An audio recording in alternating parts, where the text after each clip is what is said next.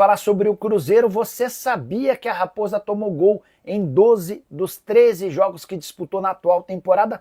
Fase horrorosa do sistema defensivo cruzeirense. A única exceção, o único jogo em que o Cruzeiro não tomou gols foi na estreia. Em 19 de janeiro, vitória por 1-0 contra o Tombense no Campeonato Mineiro. Desde então, são 12 jogos levando pelo menos um gol, na sequência com Atlético, Betim, Itabirito, Uberlândia, América, Galo, Democrata, América 2 vezes, jogo de ida e volta da semifinal do Campeonato Mineiro, além de Mirassol, União Santa Fé e Internacional. Derrota por 3-0 para o Inter nesse final de semana ficou marcada por muitos protestos de torcedores e dirigentes. Alexandre Matos chegou a falar em assalto. Depois da expulsão do Jonathan, no comecinho da partida, a expulsão certamente influencia. Era um jogo equilibrado. A partir da saída do zagueiro, o Internacional dominou as ações e fez 3-0 com alguma facilidade. A última derrota do Cruzeiro por 3-0 havia acontecido em outubro do ano passado, aquele 3-0 para o Atlético Paranaense, que ficou marcado pela expulsão do Rafa Silva logo no início da partida. Só para completar sobre a Raposa e para mostrar como o time não consegue jogar em 2025, são 13 jogos no ano, com 15 gols pró e 16 gols contra, saldo negativo de um gol, mesmo levando em consideração que a maior parte desses jogos foi do fraco Campeonato Mineiro. Caio, por favor. Até difícil falar nesse momento, um momento difícil, né? E não vim aqui, quero agradecer com o Internacional pelo respeito que teve com a gente, por o atendimento que teve conosco aqui, mas estou profundamente chateado, né?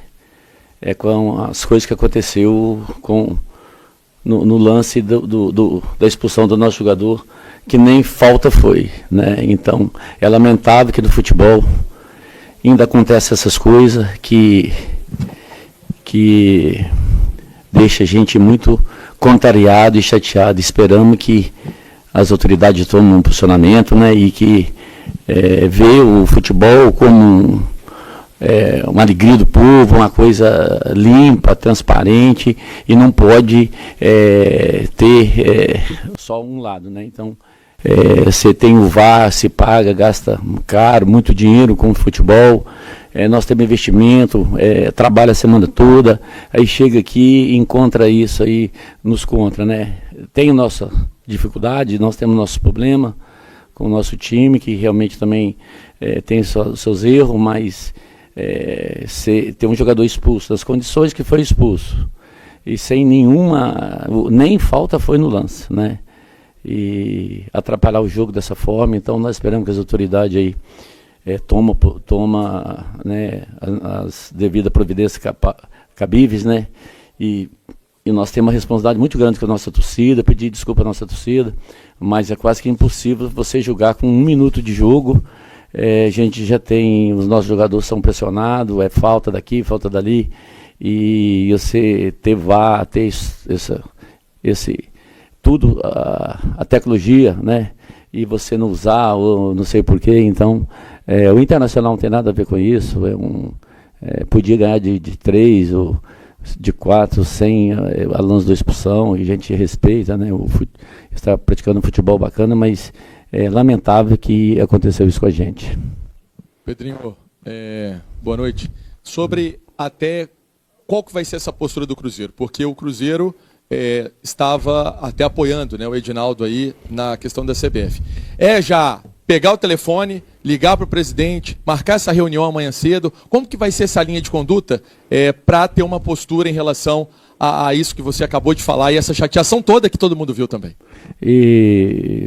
Inclusive isso já foi feito, o Alexandre está em Belo Horizonte, já fez o contato com o diretor de árbitros, né, com a comissão, com o nosso presidente. E o Cruzeiro não vai se calar nisso, né? O Cruzeiro vai defender os direitos deles, né? A gente quer um tratamento igual, né? A gente quer um tratamento igual. Agora, a gente não pode ficar, quase todos os jogos nós somos prejudicados pelo VAR, pelas coisas. Então, para que se paga o VAR? Se tem a tecnologia, é para ser usado, né? Então, eu não sei né, qual que é a intenção do juízo, né? E se... Eu não posso julgar a pessoa, mas é muito lamentável o que aconteceu com a gente aqui hoje. Na realidade, acabou com o jogo, né?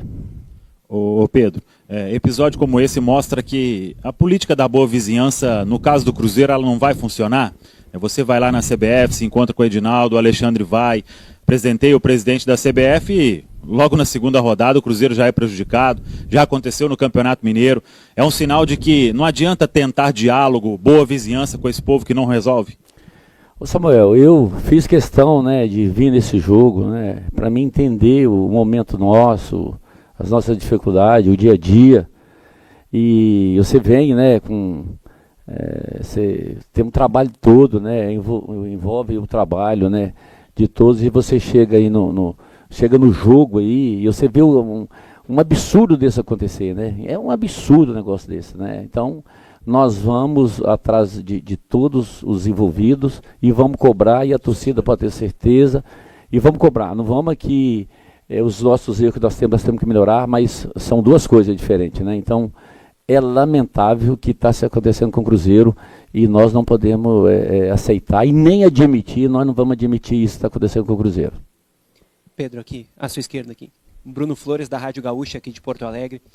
Essas reclamações que o senhor faz em nome do Cruzeiro aqui, a gente aqui em Porto Alegre ouviu durante o campeonato estadual, dirigentes do Grêmio, dirigentes do Inter, no ano passado a gente ouviu no Campeonato Brasileiro.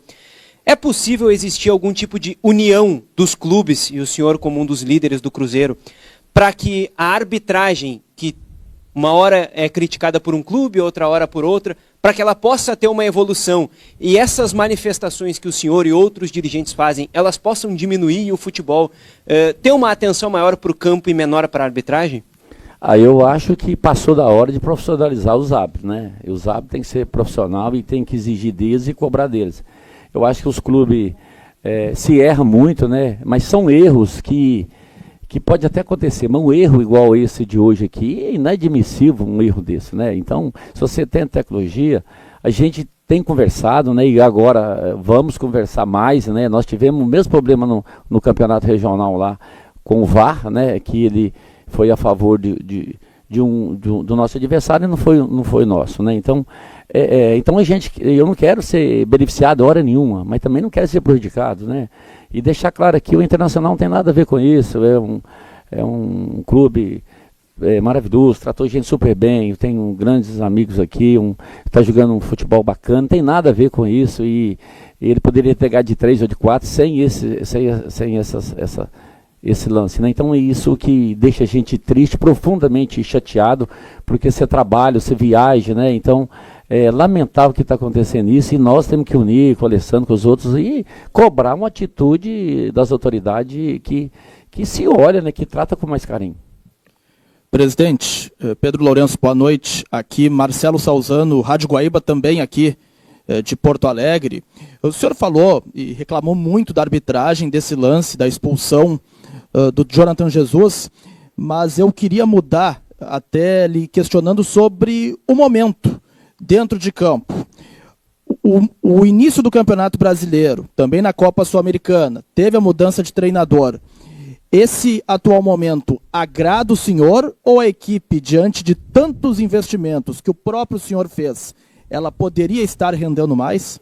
Boa noite aos ouvintes da Guaíba, que é uma cidade que eu tenho grandes amigos aqui, né? E prazer falar com vocês. Isso esse lance não cobre, nós não estamos reclamando, esse lance não vai cobrir o nosso time. O nosso time não vem fazendo a temporada boa, né? Não está dando resultado. O técnico chegou agora, ele não tem culpa, ele está tentando criar um time e cabe aos jogadores melhorar, né? Os jogadores nossos têm que melhorar e eles sabem disso, né? Eles estão se cobrando e o nosso time realmente tem que melhorar muito, poder competir e passar por cima dessas coisas igual aconteceu aqui hoje e não julgar a culpa só no juiz, e nós não vamos julgar a culpa só no juiz, só que é um lance que prejudicou muita gente. Obrigado a vocês. CBF afasta árbitros de campo e do VAR de Internacional X Cruzeiro e Sport X Palmeiras. Confederação emite nota nesta segunda-feira oficializando a decisão. Principais árbitros e assistentes da série participarão de treinamento específico à Confederação Brasileira de Futebol, CBF, comunicou, em nota, nesta segunda-feira, o afastamento por tempo indeterminado dos árbitros de campo e do VAR das partidas Internacional X Cruzeiro e Sport X Palmeiras, realizadas no último fim de semana pela segunda rodada do Brasileirão. Em ambas, a atuação da arbitragem foi pivô de polêmicas e muita reclamação dos clubes que se julgaram injustiçados. Casos da Raposa e do Rubro-Negro. Para tomar a decisão, a Comissão de Arbitragem da CBF diz ter se baseado no parecer do Comitê Consultivo de Especialistas Internacionais, CCE, que constatou equívocos cometidos pelos profissionais nos jogos. Descreve a nota. Os árbitros de Internacional 3x0 Cruzeiro foram: juiz, Marcelo de Lima Henrique, CE. Assistentes número 1 e número 2, Naiton Júnior de Souza e Renan Aguiar da Costa, CE. Quarto árbitro, Luciano da Silva Miranda, CE. VAR, Daiane Muniz. A VAR, Amanda Matias. A arbitragem de Esporte 1x2 Palmeiras teve: juiz, Bruno Arleu de Araújo, Rio de Janeiro. Assistentes número 1 e número 2, Rodrigo Figueiredo Henrique, Rio de Janeiro, e Tiago Henrique Neto, Rio de Janeiro. Quarto árbitro, Afro Rocha de Carvalho, PB. VAR, Rodrigo Nunes de Sá, Rio de Janeiro. A VAR, Diogo Carvalho Silva, Rio de Janeiro. Infelizmente, existem momentos de instruir, coibir e também de afastar. Neste momento, a Comissão de Arbitragem afasta para instrução as equipes das partidas em que, na visão do CCI, houve equívocos. O afastamento não é simplesmente uma punição vazia, é para que possamos cuidar dos árbitros, instruí-los e que, na sequência, não haja mais equívocos nesse sentido, colocando o VAR e o árbitro de campo em sintonia, explicou Rodrigo Sintra, coordenador-geral da Comissão de Arbitragem da CBF. Treinamentos para árbitros da Série A.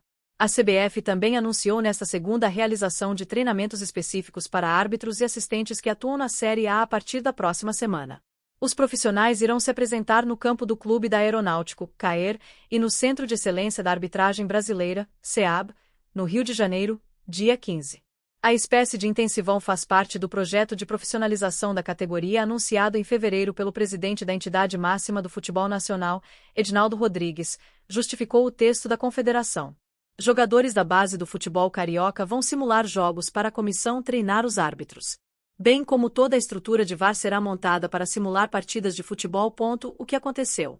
Em Internacional 3x0 Cruzeiro, o lance de reclamação dos cruzeirenses ocorreu no primeiro tempo, quando, aos 20 minutos de jogo, Jonatas Jesus foi expulso com vermelho direto em lance com Wesley, do Colorado. O árbitro cearense Marcelo de Lima Henrique mandou o zagueiro celeste mais cedo para o chuveiro. O VAR confirmou a decisão do campo e não chamou o juiz para rever o lance. Minutos depois, o Inter abriria o placar no Beira-Rio, depois ampliando a vantagem. Ao final do duelo, Pedro Lourenço, dono da SAF do Cruzeiro, prometeu ir à CBF para contestar a expulsão e disparou: "Queremos tratamento igual." Na Ilha do Retiro, a polêmica com a arbitragem veio nos minutos finais do confronto, que àquela altura estava empatado em 1-1.